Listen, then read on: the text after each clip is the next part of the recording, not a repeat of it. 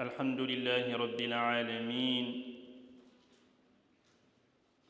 والصلاة والسلام على رسول الله وعلى آله وصحبه أجمعين وأشهد أن لا إله إلا الله وحده لا شريك له وأشهد أن محمدًا عبده ورسوله صلى الله عليه وعلى آله وأصحابه ومن تبعهم بإحسان إلى يوم الدين أما بعد عباد الله من أعظم نعم الله على بني آدم أن جعل لهم بيوتا ثابتة لإقامتهم يسكنون ويستريحون فيها ولهذا اهتم الإسلام بالأسرة والبيت المسلم لأنها نواة المجتمع والمحضن التربوي والخلية الأولى التي يفتح الطفل عينيه عليها وفيها تعيش الأسرة جزءاً كبيراً من حياتها فإذا صلحت الأسرة صلح المجتمع لذا يجب الاعتناء بالبيت المسلم بتهيئته لحياة سعيدة يملأها الإيمان والمحبة وجعله مسجداً للعبادة ومعهداً للعلم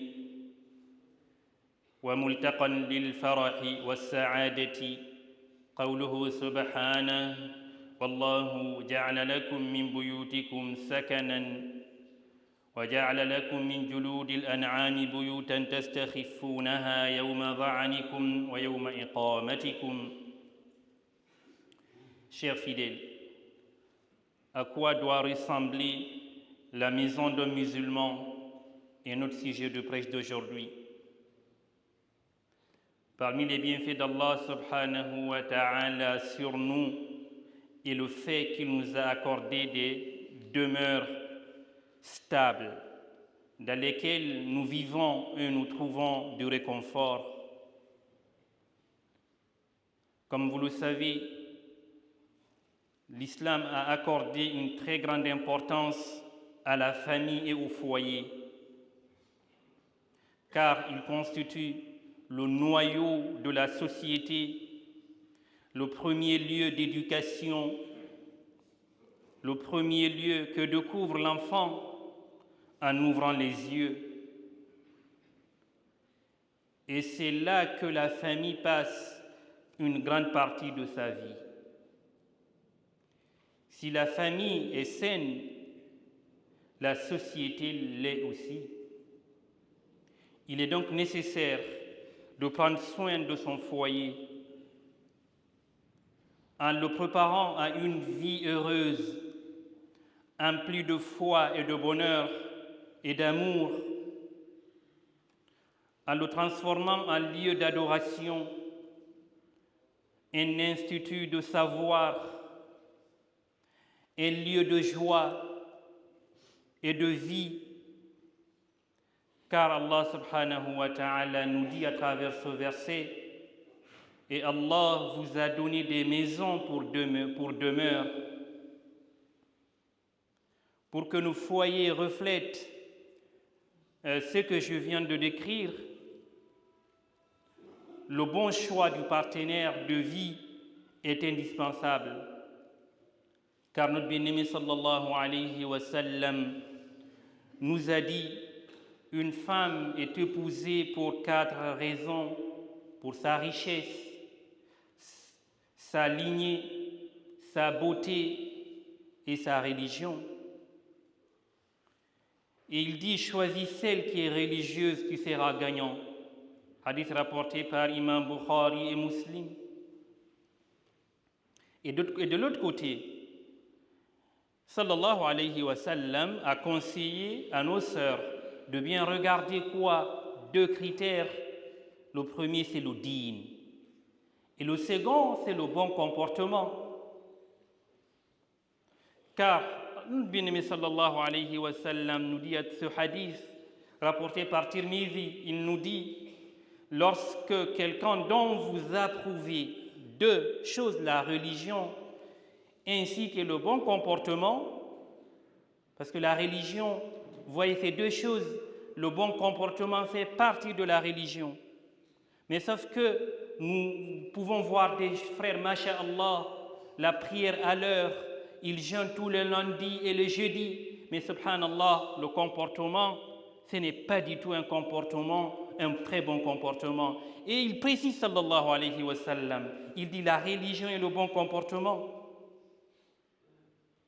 Pour que nous puissions faire attention, une fois que vous retrouverez ces deux choses, que devons-nous faire alors?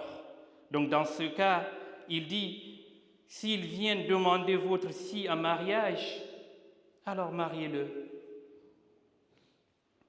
En choisissant bien son partenaire de vie, évidemment, les conflits seront rares dans le foyer.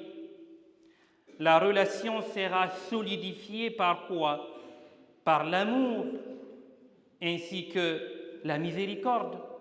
Allah subhanahu wa ta'ala nous dit à travers ce verset: wa min ayatihi an ja'ala lakum min anfusikum azwajan litaskunu ilayha wa ja'ala bainakum mawaddatan wa rahma. Les deux choses. أقول ما تسمعون وأستغفر الله من كل ذنب فاستغفروه إنه هو الغفور الرحيم. ربنا آتنا في الدنيا حسنة وفي الآخرة حسنة وقنا عذاب النار.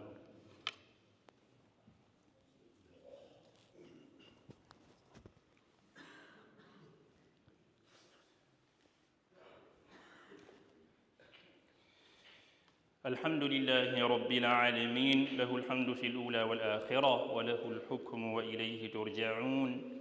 وأشهد أن لا إله إلا الله وحده لا شريك له، وأشهد أن محمدًا عبده ورسوله صلى الله عليه وعلى آله وأصحابه ومن اتبع سنته إلى يوم الدين. أما بعد، إخوة الإيمان، فنعمة السكن في البيوت من أعظم النعم. وتأملوا من لا يجد سكنا يؤويه ماذا تكون حاله؟ إن بيت المسلم يجب أن يكون مميزا عن غيره من البيوت بفعل ما شرعه الله للمسلمين في بيوتهم من ذكر الله والإكثار من صلوات النوافل فيها وقراءة القرآن وخلوها من وسائل الفساد، لقول النبي صلى الله عليه وسلم: مثل البيت الذي يذكر الله فيه والبيت الذي لا يذكر الله فيه مثل الحي والميت. وقال صلى الله عليه وسلم أيضاً: اجعلوا من صلاتكم في بيوتكم ولا تتخذوها قبورا. اتقوا الله في أنفسكم وطهروا بيوتكم من أسباب الشر واجعلوها عوناً لكم على طاعة الله عز وجل لتتربى فيها الأجيال الصالحة الناشئة على الفضيلة والطهر والعفاف والحياء.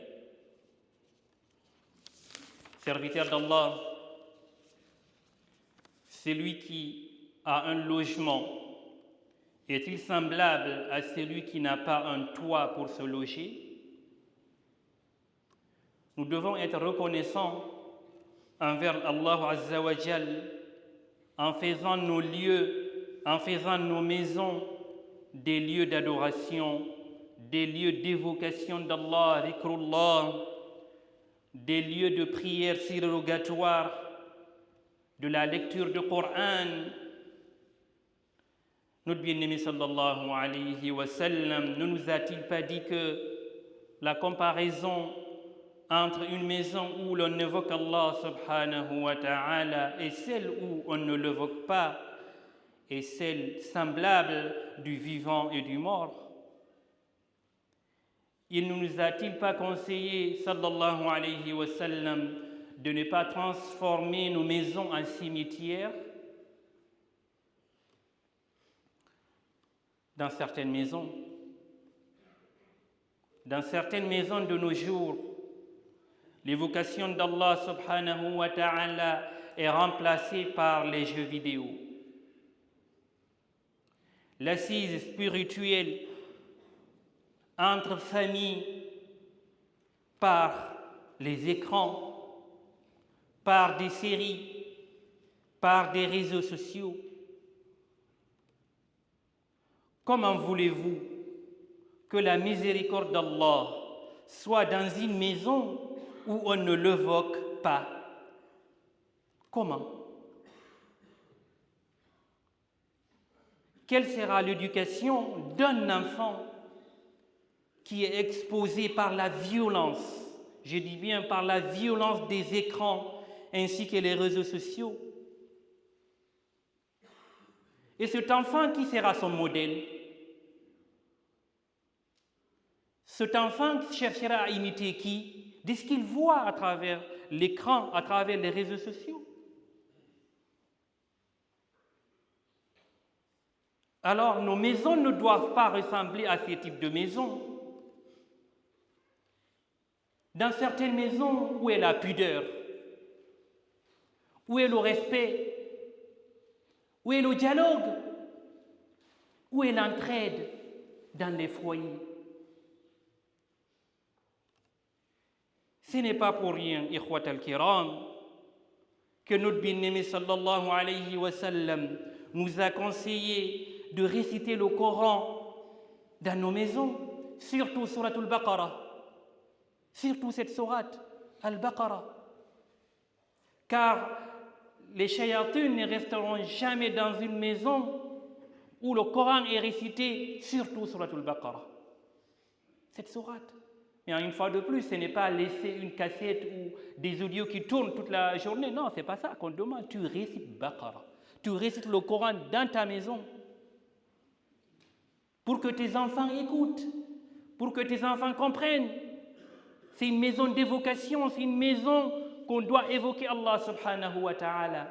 Abu Huraira radiyallahu anhu, il disait, une maison où on évoque Allah subhanahu wa ta'ala. Dans cette maison, il y a le sakina. Dans cette maison, il y a la miséricorde. Dans cette maison, il y a le dialogue. Dans cette maison, il y a le bonheur. Ala bi dhikrillahi tatma'innul qulub. C'est par l'évocation d'Allah que le cœur se tranquillise. Mais à l'inverse d'une maison où on n'évoque pas Allah subhanahu wa ta'ala, celle que je viens de décrire, c'est que des problèmes. C'est que des engueulades. C'est que la haine. Et c'est ce qu'ils trouvent dans certaines maisons. Et c'est le constat. Alors, notre bien-aimé sallallahu alayhi wa sallam, wa ma arsalnaka illa rahmatan lil alamin, c'est un prophète de miséricorde. De miséricorde. Et il nous a enseigné des invocations en sortant et en rentrant chez soi, par miséricorde. Il nous a enseigné des invocations avant de dormir. Il nous a enseigné des invocations en rentrant, en sortant des toilettes. Toutes ces pièces, c'est dans nos maisons. C'est dans nos maisons. Car toutes ces choses, tous ces types d'évocation d'Allah subhanahu wa ta'ala participent à la préservation de nos maisons ainsi que nos familles. Et sallallahu alayhi wa sallam récitait sur Al-Hassan ou Al-Hussein, ces petits-enfants qu'il aimait autant. Il disait A'udhukuma bi kalimatillahi tamma min kulli shaytanin wa hamma wa min kulli aynin lamma. Il récitait ça sur ses petits-enfants. Alors, n'oublions surtout pas, une fois de plus, que notre bien-aimé sallallahu alayhi wa sallam, c'est notre modèle. À chaque prêche, on le dit. لقد كان لكم في رسول الله أسوة أو إسوة في رواية حسنة لمن كان يرجو الله واليوم الآخر. Donc c'est notre modèle. Donc essayons de le suivre. Essayons de transformer nos maisons comme des lieux de joie. Un enfant qui va grandir dans une maison de joie, de partage, de bonheur, de tranquillité, de Coran, d'évocation. Évidemment, c'est cette maison, lui aussi, il va essayer de bâtir plus tard. Mais un enfant qui grandit dans une maison de crispation, de désolation, d'insultes parfois, des mots durs, d'engueulades, c'est ce qu'il connaît. Évidemment, c'est ce qu'il va essayer de reproduire plus tard. Avancez, barakallahu fikum, il y a beaucoup de monde, s'il vous plaît. Avancez, s'il vous plaît.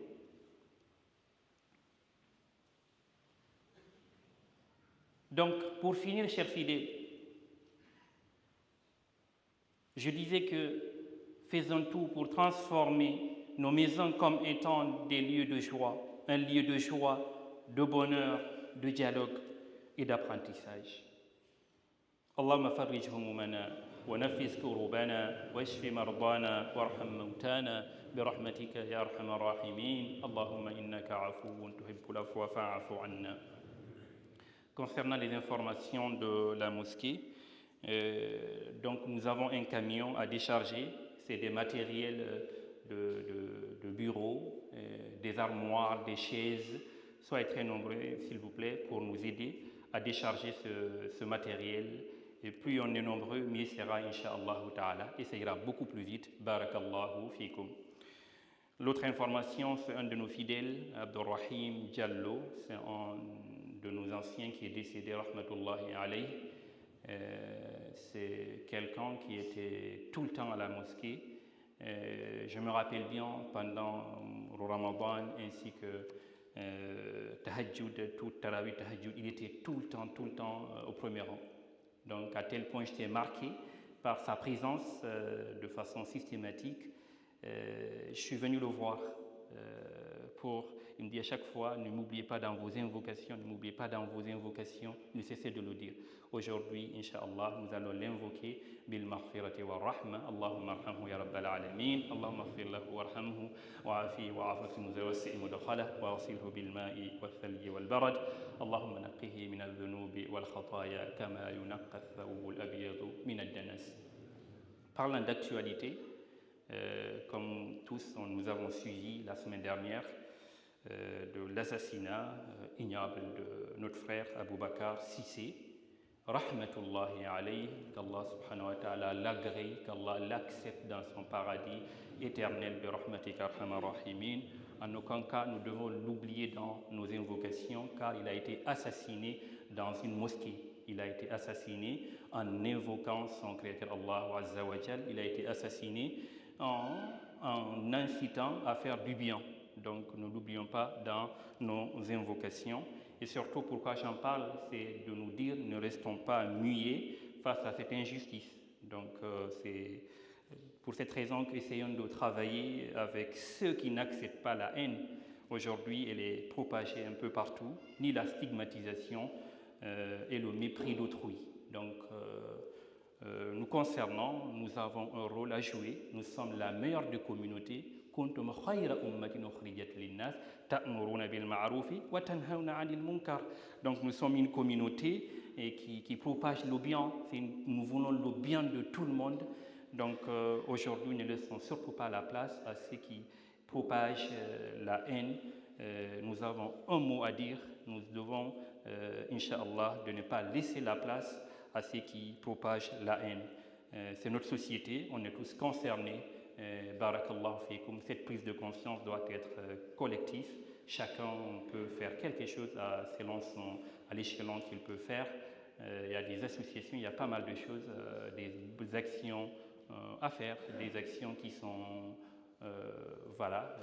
qui respectent tout simplement la loi, mais nous n'oublions pas notre frère dans cette invocation. Et évidemment, nos pensées vont à sa famille qui a perdu un enfant et ses proches ainsi que aux fidèles de sa mosquée. Allahumma ighfir lahu ya rabbal alamin. Allahumma ighfir lahu ya rabbal alamin. Allahumma ighfir lahu ya rabbal alamin. Allahumma thabbit mantiqahu 'inda al-mas'alah. Allahumma thabbit mantiqahu 'inda al-mas'alah. Allahumma thabbit mantiqahu 'inda al-mas'alah. Allahumma adkhilhu al-jannata al-firdaws. Allahumma adkhilhu al-jannata al-firdaws. Allahumma adkhilhu al-jannata al-firdaws bi rahmatika arhamar rahimin. Qumu ila salatikum yarhamni wa yarhamkumullah.